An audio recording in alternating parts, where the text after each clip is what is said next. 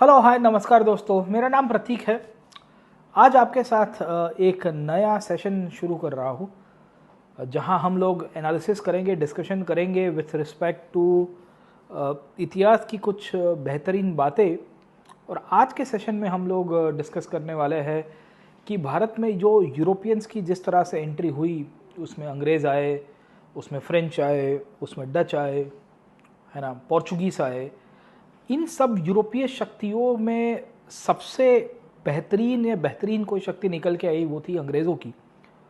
तो सवाल ये था कि क्यों ईस्ट इंडिया कंपनी इन सब के ऊपर हावी हो पाई और किस तरह से ईस्ट इंडिया कंपनी ने अपना जोश पुरवार किया by defeating the other European powers. तो आप जैसे कि जानते होंगे कि ये यूरोपियंस की एंट्री भारत के पॉइंट ऑफ व्यू से नई नहीं है। और यूरोपियंस में पोर्चुगीज़ सबसे पहले आगे 1498 में। 1605 के अंदर वी विल सी कि भारत में एंट्री होती है with reference to the Dutch. 1608 में ब्रिटिश आए and finally we will come to know कि 1668 के अंदर फ्रेंच की एंट्री हुई भारत में। इन सब के बीच में अंग्रेज़ क्यों जीत पाए हैं और अंग्रेज़ों ने कैसे इनको ख़त्म किया। तो ख़त्म करने की कहानी का सीक्वेंस तो ऐसा है कि 1608 में ईस्ट इंडिया कंपनी जब भारत में आई तो उसके इमीडिएट कंटेक्स्ट में दो यूरोपियंस ऑलरेडी हाजिर थे। एक तो हुआ करते थे दी पोर्चुगीज़, जो उनसे करीबन 108 साल पहले आ चुके हैं, और दूसरे 110 साल पहले 1498 में आए थे। ब्रिटिश तो 1608 में आए। और दूसरे डच, जो उनसे 3 साल पहले आए थे। डचों के साथ अंग्रेज़ों की लड़ाई रातों रात नहीं होती है, और उसके पीछे का एक कारण भी था, क्योंकि डच ने कमर्शियल एम्पायर बनाने की तरफ ज़्यादा फोकस ना करते हुए या पॉलिटिकल एम्पायर, मिलिट्री एम्पायर ना बनाने के ऊपर फोकस करते हुए the Dutch focused on the establishment of commercial interest and more of trade and commerce. तो वो थोड़ा अलग चला गया। पर इमिडिएटली ब्रिटिश की जो संघर्ष हुई वो पोर्चुगीज़ों के साथ हुई। और पोर्चुगीज़ के साथ इसके कारण होती है क्योंकि ब्रिटिश को सबसे बड़ा कोई कॉन्फ्लिक्ट लग रहा था वो पोर्चुगीज़ के साथ ही था। 1608 में जब हॉकिंस जहांगीर के दरबार में पहुँचे और मतलब सूरत आए और सूरत से वहाँ से जहांगीर की कोर्ट में गए, तो 2-2.5 साल रुकने के बाद भी जहांगीर ने विलियम हॉकिंस को परमिट नहीं दी to open up the factory at Surat, जिसको लेके इनकी संघर्ष हुई। और इसी का ही गुस्सा 1612 तक आते आते कैप्टन बेस्ट, जो उस पीरियड में रेड ड्रैगन नाम की एक बोट लेके सूरत में एंटर कर रहे थे, और तब एक पोर्चुगीज़ बार्ज बीच में आया और उनके बीच में एक छोटी सी स्कर्मिश हुई। ये स्कर्मिश का बहाना बनाते हुए कैप्टन बेस्ट ने सूरत के ऊपर गोला मारा, और इतने गोले मारे कि उसके बाद पोर्चुगीज़ को सूरत के नज़दीक सोवाली नाम की जगह है वहाँ पे हरा दिया। लेसन नंबर 1 जो हमको यहाँ से सीखने को मिला कि why the British won over the other Europeans, particularly the Portuguese, was because of the naval superiority. दुनिया के इतिहास के अंदर एक चीज़ हमें देखने को मिलती है कि अगर आपकी नौसेना बहुत मजबूत है, if you got a naval superiority, if you got a naval domination, you can rule the world. Portuguese 15th century के अंदर और 16th सेंचुरी की शुरुआत में नेवल पावर के रूप में एस्टैब्लिश हुए थे, पोर्चुगीज़ और स्पेनिश दोनों।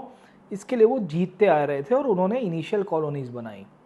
वही चीज़ हमें देखने को मिलती है 17th सेंचुरी के अंदर ब्रिटिश के पॉइंट ऑफ व्यू से। और ब्रिटिश भी कैसे 17th सेंचुरी के अंदर अपनी नेवल डोमिनेशन पुरवार करते हुए सूरत के अंदर जीते। खैर, नेवल पावर तो अंग्रेज़ों का एक पहला कारण था। नेवल पावर के सिवाय हमें देखने को मिलता है और भी रीजंस थे, और रीजंस के अंदर हमें देखने को मिला इन्होंने डच को हराया।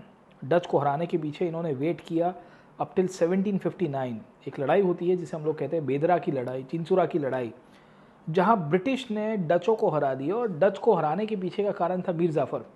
खैर, कभी इसको अपन अलग क्लास के अंदर डिस्कस करेंगे।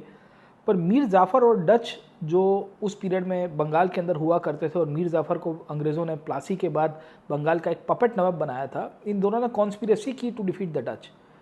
अंग्रेज़ ऑलरेडी किंग मेकर के रूप में उभर के आ गए थे, और डच ये सोच रहे थे कि ये हुगली चिंसुरा वाले रीजन में डच के सामने, या डचों ने प्लान किया कि वो अंग्रेज़ों को हराएंगे, कैसे पॉसिबल होगा। और इस बेसिस के रूप में अपनी सुपीरियर मिलिट्री पावर और जो किंग मेकर की पॉलिटिक्स थी, इस बेसिस के रूप में ब्रिटिश ने डच को भी हरा दिया 1759 में चिंसुरा के अंदर, या इसको बेदरा की लड़ाई भी कहते हैं। खैर, इसके बाद भी बात नहीं रुकती है। इसके बैकग्राउंड के अंदर ब्रिटिश फ्रेंच के साथ भी लड़ाई करेंगे। फ्रेंच के साथ इनकी नई नई करके 3 वॉर्स हुई जिसे हम लोग कहते हैं कार्नाटिक वॉर्स। और ये कार्नाटिक वॉर्स में पहले 1744 से 48 के बीच में पहली लड़ाई जब हुई या पहली वॉर हुई, उसमें अंग्रेज़ों को मार भी पड़ी, लॉर्ड डुप्ले उनके ऊपर डोमिनेट करता है। सेकेंड कार्नाटिक वॉर हुई 1749 से 54 के बीच में, इसमें भी आधी वॉर के अंदर अंग्रेज़ों के ऊपर फ्रेंच और लॉर्ड डुप्ले ने डोमिनेट किया था। बट सेकेंड वॉर के इन बिटवीन में कुछ ऐसी घटनाएं बनी जिसके कारण लॉर्ड डुप्ले को वापस बुलाया गया और अंग्रेज़ों की स्मार्ट लीडरशिप ने ये वॉर को जिता दिया। यूरोपियन पावर्स के ऊपर अंग्रेज़ों ने जिस प्रकार की अपनी स्मार्ट लीडरशिप का उपयोग किया, स्टिंगर लॉरेंस, रॉबर्ट क्लाइव जैसे क्लर्क के ऊपर भरोसा करते हुए उसकी सीज ऑफ आर्कोट के अंदर उसकी मदद ली गई, या अपनी इंडियन सोल्जर्स को यूज़ करना आर्मी के अंदर मैच लॉकिंग ड्रिल्स के पैटर्न के रूप में और उनका उपयोग करना। अंग्रेज़ों की फाइनेंशियल वायबिलिटी आप देखिए कि because it was a private company, it was helped by the state at that time, British सरकार उनको मदद कर रही थी। There was a royal patronage given, in fact वो पब्लिक से पैसा उठा रही थी शेयर मार्केट थ्रू, इसके कारण भी अंग्रेज़ों को बड़ा लाभ हुआ। फ्रेंच कंपनी बड़ी इनएफिशिएंट थी, उनका एडमिनिस्ट्रेशन ठीक नहीं था, फ्रांस का राजा उसको चलाता था, वहाँ ब्यूरोक्रेट्स चलाते थे तो वो डिसीजन नहीं ले पाए। फ्रेंच का बेस भी भारत के अंदर पौंडीचेरी और चंद्रनगर बंगाल के अंदर है, उसके सिवा कहीं और था नहीं।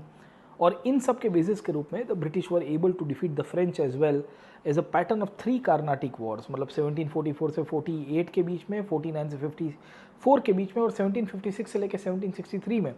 उसमें 1760 में ब्रिटिश ने बेसिकली जिस तरह से गेम की और वॉन्डी वॉश के अंदर अंग्रेज़ों को जो लाभ हुआ फ्रांस को हराने के बाद, उसके बाद तो उनको कोई रोकने वाला नहीं था। 5 चीज़ें सीखने को मिली ब्रिटिश कन्क्वेस्ट और यूरोपियन से: effective leadership, good military and naval power, expansion of your military bases and fortification and settlements in different parts of the country। अंग्रेज़ों की 3 जगह के ऊपर मेन बेसिस थे, कलकत्ता, बॉम्बे और मद्रास। वहाँ से कंटिन्यूसली सेना का मोबिलाइजेशन होता रहा।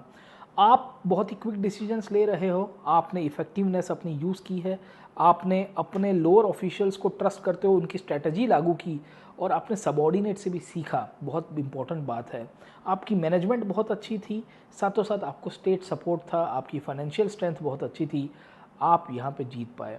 British conquest of India over European से हमको 5 चीज़ें सीखने को मिली। हमेशा ये चीज़ अपने जीवन के अंदर भी याद रखना कि 2 फ्रंट्स लड़ाई ना करे। फ्रांस के राजा और फ्रांस के ऑफिशियल्स ने 2-2 जगहों के ऊपर लड़ाई कर दी थी, भारत में की थी, अमेरिका के अंदर की थी, यूरोप में की थी, बड़ा लाभ हुआ। उसके कारण वी विल सी कि अंग्रेज़ों को लाभ हुआ और फ्रांस की डिफीट हुई। बाकी सारे यूरोपियंस के साथ भी यही प्रॉब्लम था कि वो अपने आप को मॉडर्नाइज नहीं कर पाए, वो अपने आप को सुधार नहीं पाए। पोर्चुगीज सबसे पहले आए थे, 100 साल तक नंबर 1 रहे, पर वो अतीत का भाग ही बन गए और इसी के कारण 1760s तक आते आते बाकी सारे यूरोपियंस को डिफीट करते हुए the British east India company became the number 1 European power और वहाँ से ही शुरू हुआ ब्रिटिश कन्क्वेस्ट ऑफ इंडिया। खैर, ब्रिटिश कन्क्वेस्ट ऑफ इंडिया के ऊपर एक छोटा सा और एक शॉर्ट वीडियो बनाएंगे। आज यहाँ पे कंक्लूड करते हैं। 5 चीज़ें हमें क्या क्या सीखने को मिली, इसको नोट डाउन करिएगा, कमेंट्स के अंदर ज़रूर से लिखिएगा कि why the British succeeded against the other Europeans. इस टॉपिक के ऊपर अगर आपको और डेप्थ में पढ़ना है तो आप जुड़िए हमारे साथ अनअकैडमी के लाइव क्लासेस के ऊपर।